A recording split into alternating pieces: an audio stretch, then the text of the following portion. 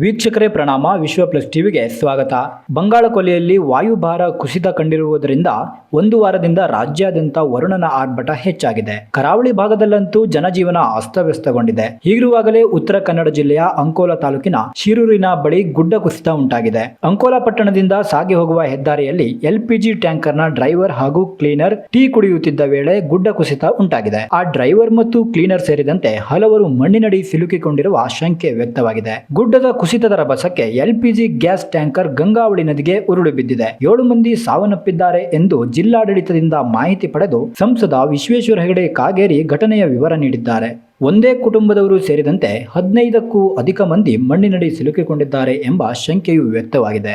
ಈ ಗುಡ್ಡ ಕುಸಿತದಿಂದಾಗಿ ಹೆದ್ದಾರಿಯಲ್ಲಿ ವಾಹನ ಸಂಚಾರವನ್ನು ತಾತ್ಕಾಲಿಕವಾಗಿ ಬಂದ್ ಮಾಡಲಾಗಿದೆ.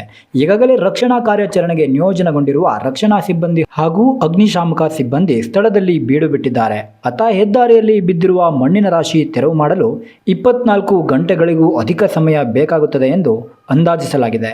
ಮಳೆ ಅವಾಂತರಗಳ ಹೆಚ್ಚಿನ ಮಾಹಿತಿ ಹಿಡಿದು ಮತ್ತೆ ಬರುತ್ತೇವೆ. ಅಲ್ಲಿ ತನಕ ನೋಡ್ತಾ ಇರಿ ವಿಶ್ವ ಪ್ಲಸ್ ಟಿವಿ.